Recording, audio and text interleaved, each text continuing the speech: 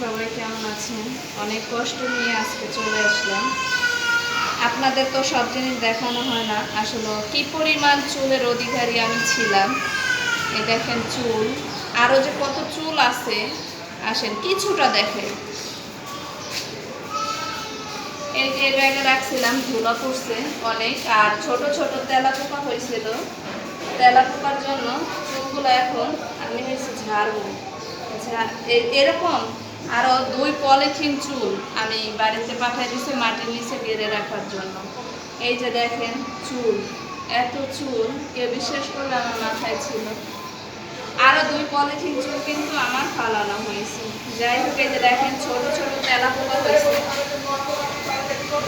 এই যে পলিথিনে ভরে রাখার কারণে ছোট ছোট তেলা পোকা হয়েছে। তো বাড়িতে কেউ গেলে আমি এই চুলগুলা আমি মাটির নিচে গেড়ে রাখার জন্য পাঠিয়ে দিব।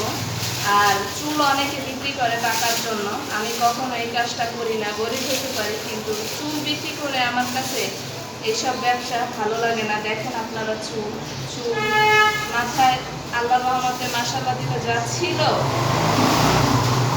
অনেক চুলের অধিকারী আমি ছিলাম। তো আপনাদের সাথে একটু কিছুটা শেয়ার করলাম। আরও যা ছিল সেগুলো তো আমি বাড়িতে 2 পলিথিন ফালাই দিছি।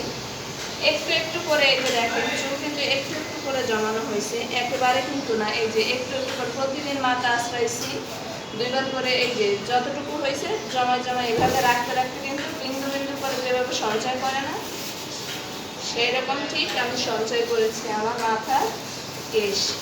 এই তো চুলগুলো আমি শেয়ার করতে চাই নাই, তারপরও অনেকে আছে চুলের যত্ন করেও রাখতে পারে না। আর আমার চুল না থাকে না, মাথায় উঠে যায় অতিরিক্ত টেনশনের কারণে। তো সবাই ভালো থাকবেন। আমার চুল শেয়ার করলাম আপনাদের সাথে। আসসালামু আলাইকুম।